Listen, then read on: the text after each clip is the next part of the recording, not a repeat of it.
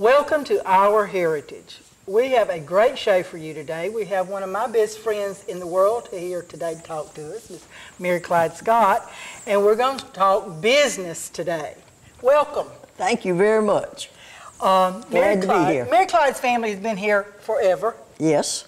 And a lot of them were in businesses. Right. And we're going to talk about that today. So good. Where would you like to start? Well, I'd like to start with my grandfather, Grandfather B.H. Tana, Barry Hampton Tana. Grandpa only had a third grade education, but he could figure anything in the world in his head. He had a business head. And my father said that he couldn't tell you how he figured it, but he could give you the answer. He'd sit there a few minutes and he could give you the answer to anything in the world. So he eventually started all kinds of businesses in Coffee County, and one of the main things that he did was Tana Mercantile Company. And it was like a Walmart before its time. It sold everything. One-stop shopping. That's right. And it first began in the building where Norris Shoe Store is. Mm-hmm. It began there, and his brother, Tim Tana, was in business with him. They were in partnership. And that building at Norris Shoe Store was built around 1905, I believe. And when they first built that building, it was built with homemade brick. Homemade brick. Yes, because Tim Tana had a partner, Mr. Day, and they had a brickyard, they started a local brickyard. And I understand that it was located somewhere near the golf course and the 17-Mile Creek. I know where it is. I went to see it one day. I'll tell you after the show. That sounds great. All right. I'll tell you after the show. So anyway, that Norris Shoe Store building was the first one in Douglas to be built with the homemade brick. And then eventually, the building got to, first of all, the brother didn't want to stay in town. He wanted to move back to the country. So he sold his half out to Grandpa. And then Grandpa began to increase the goods that they used in the store, and the building got too little for them. And so they decided to build another building. And he built the Tana Mercantile Company on the, you know where the travel agency is located? Right, BG Travel. Right, Madison and Ashley. And it was from Ashley Street all the way down Madison to the alley back there. Really? That was big. Yeah, and he had a downstairs and an upstairs. And he had everything in the world, all the groceries, he had farm supplies, he had wagons and tools and ladies' material and so forth. It's just really interesting how many different things they had. I am just boggled at somebody that would have that foresight to put so much of everything in one place. I've seen country stores that sold a little bit of this and a little, you know, there was one in Telfair County that sold just about anything you might want for your house, but for it to go further out to the farm and all is just amazing. It is, feed, seed, everything, and I had some ads here that I wanted to just kind of read off of, because he had he called it a department store. He said, Tana Mercantile's department store. So that was a big thing for Douglas. Yes. And he sold about everything you could think of. He had household furniture and kitchen furniture, of coffins and caskets. And then he sold, I put an ad in where he sold sewing machines in a beautiful little cabinet and so forth. It was called the Free, F-R-E-E. Sewing machine. Never heard that name. I never heard of it either, but that's what it was. And then around 1917, when the World War I started, the farmers back then had what they call a run bill. Right. You know what a run bill is, don't you? A charge account. A charge account that went all year long. And they did not pay up until they sold the crop in the fall of the year. And so the farmers were trying to plant for the war and so forth and plant food. And so he put an ad in the paper and he said, Tana Mercantile Company will help any farmer who will show their loyalty by planting food products. Men of Coffee County, we cannot stand idle. We cannot afford to let our country suffer for food. Plow up your sorry stand of cotton and plant corn or some other food product. Put your shoulder behind this conflict and see it through to a great victory. That's what you call patriotism. He put that in the paper. He surely did. It's amazing. Absolutely amazing. And I think you have to handed you an ad with some of the prices on Some there. of these prices, people, are just unreal.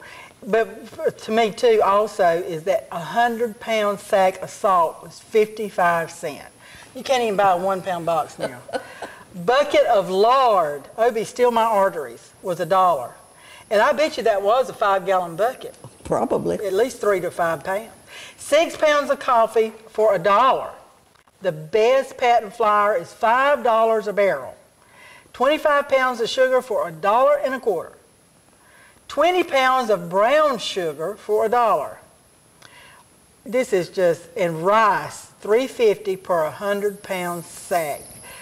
The one thing that caught my mind on this, though, is a one-horse brown wagon, $31.50. Cement. A sack of cement was 60 cents. 60 cents. He didn't miss having anything, did he? Nothing. And material, ladies' material, was 5 cents a yard. It didn't matter if it was check, calico, gingham, or outing. It was 5 cents a yard. But if you needed wire, 48 inches high, per rod was 26 cents.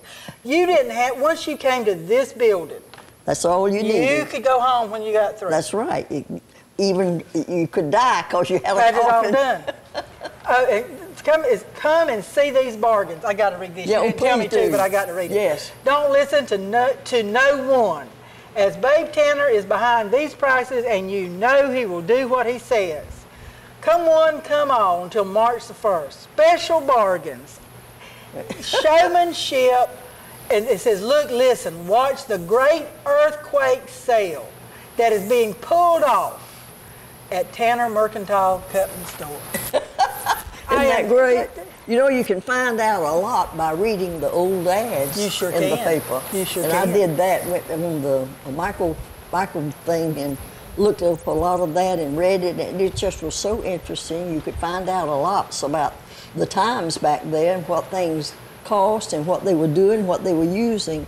And one thing about Grandpa Tana, he had, not only did he have the mercantile company, but he built 3 of the buildings in downtown Douglas, and he also had the Citizens Bank.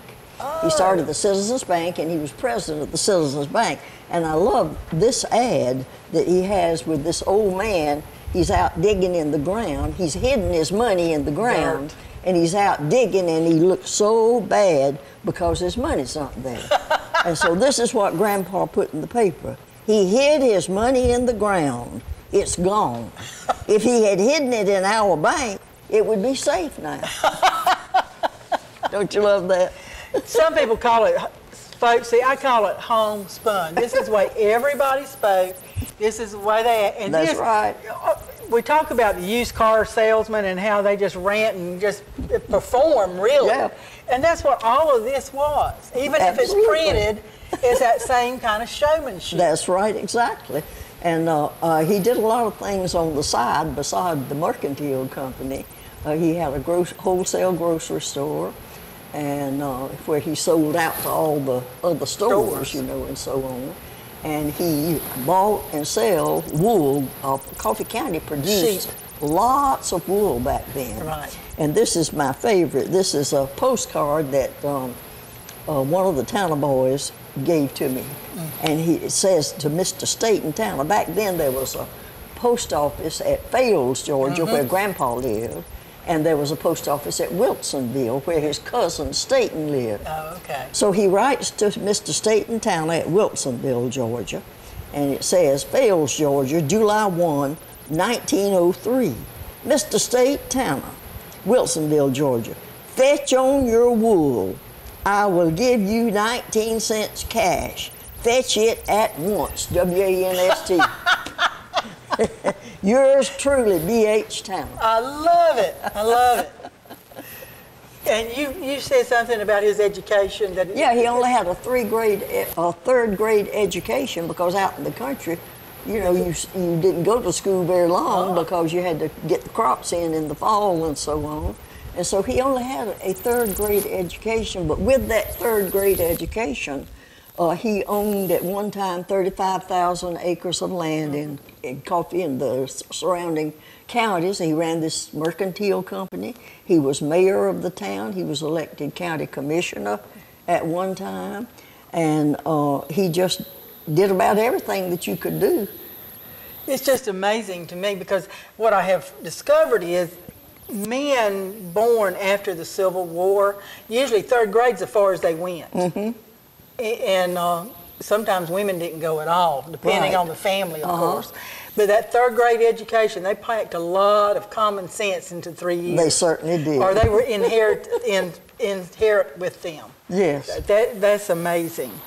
You said he owned some other buildings in Douglas, or built some buildings. Yeah, he did. He built where Bardo Suites is. That was built in about 1901, and it was called the new hotel. First, it was called the Tana Hotel. Right.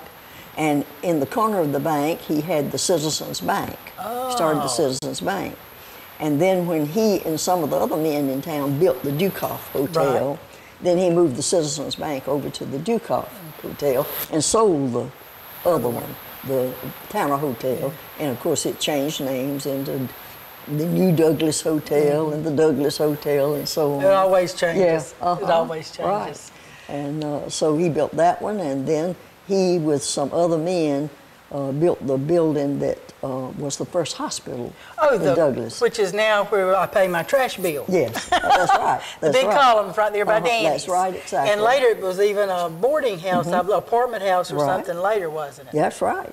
And of course the Tana Mercantile Company building that he built. Of course. And one of the things that he did that I've always been proud of was that when the people, the Hannahs and all the others came into Douglas, they couldn't get any help. They were really in bad fix, and they wanted to kind of open a little store downtown if they could, because they had been peddlers traveling around, and they wanted to centralize it, yes. And so they went all over town, and they couldn't get any help. They came to Grandpa, and he loaned them money. How about that? He loaned them money to get started. And one of my friends, Miss Louise Hannah, said she didn't know why they were so loyal to the Tanners, but every time there was an election, if a Tanner was running, that they'd come through and say, vote for the Tanners, vote for the Tanners. And so she never did know why she was voting for the Tanners, but she voted for them. The Lebanese Syrian community has always been very loyal to their friends.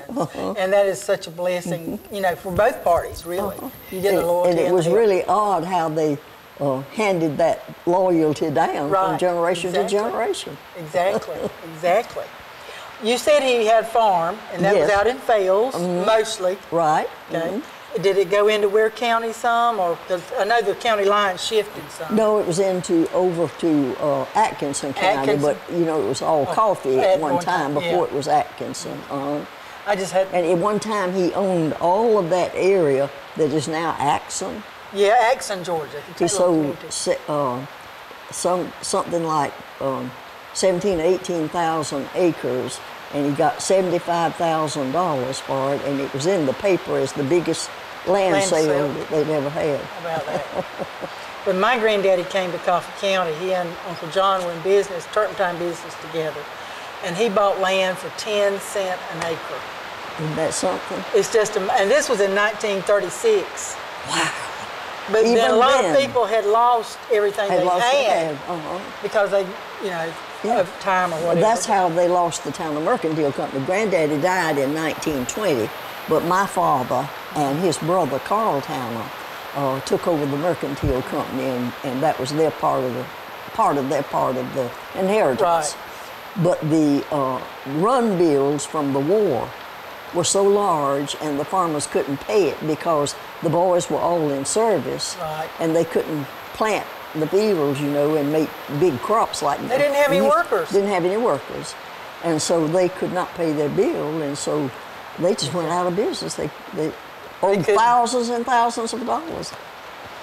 I had a friend whose father was a doctor, and when his dad died, he said, Daddy didn't have a lot of money, but he had a lot of notes. He said, and a lot of times he got paid with chicken or whatever. I even saw an ad in the Douglas Enterprise, and it was like 1921 or somewhere along in there, that if you couldn't afford the subscription to the paper, they would take like 2 dozen eggs or, right. or 2 laying hens. I just thought, you know, this is bartering at its best. Wasn't it though? Wasn't it though? Wonderful times. And one of the reasons that I think tobacco did such a big deal in Coffee County because people got paid cash for it. Absolutely. And farmers didn't know what cash was. No, they didn't. They bartered. That's right, from year to year. Anything else you'd like to add? That's it. I am so glad. Don't you enjoy her coming? I just learned something new every time. So thankful. Thank you. And I'm going to have her back. I have to force her sometimes. Thank y'all. We'll be right back.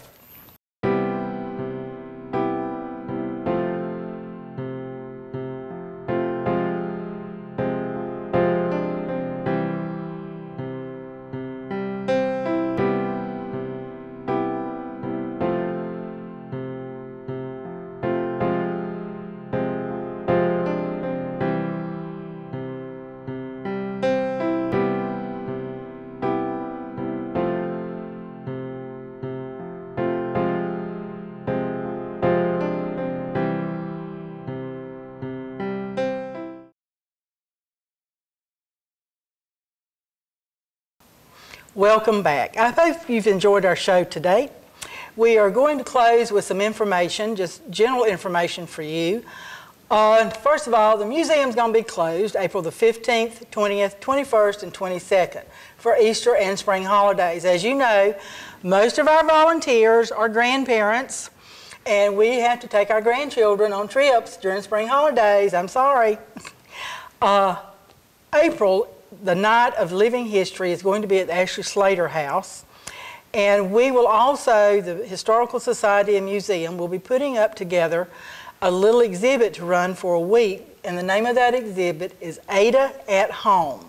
This is Ada Slater in her habitat, so to speak. It's pictures from the family, her letters, her journals, her travel things would just be there displayed for a week for you to look. This is a precursor to the exhibit we're coming up in May that's Miss Ada, the lady and the legend. Of course, I think she's one of both. So anyway, please remember that in April, they have music and lunch at the park. It's Emma Ward Park, which is the oldest park in the city of Douglas. And the Coffee Alliance for the Arts, they have people that sing or music and musicians. And it's just a wonderful way to go eat your lunch at 12 o'clock, take it. They have drinks and all for sale too, usually. Just if you have a Wednesday at noon in April, go by and support them because it's a wonderful place. And we need to keep our oldest park going forward. Another thing we need to know is that on April the 7th, which is coming up this week, so I hope you get to see this before then, we have several pictures from Lane Photography Studios, and we don't know who they are. And if you were kicking alive in the 60s, please come by and see if you recognize any of these pictures. The worst thing to me is to have a child's picture and nobody know who that child is. It's just heartbreaking. We'll be here April the 7th from 11 to 2. You come by, look and see what we can do for you. Please check out our gift shop. We have got some new items in. We are doing some new postcards from Coffee County, what I call scenic things like ponds and barns and cemeteries. I know that sounds strange, but they are beautiful. Also, we have more books that are coming in, and we have just some little odds and ends for kids. My favorite is the winter's flavored syrups. If you're not careful, I'll be bought it all up and there won't be anything left for you. We also still need volunteers. All we ask is 3 hours a month. If you could give us 3 hours a month, we'll work around your schedule. Hope to see you next month when we do this. If you have any suggestions, feel free to let us know because we'd like to do something that really interests you. So until next month, I hope you have a great Easter.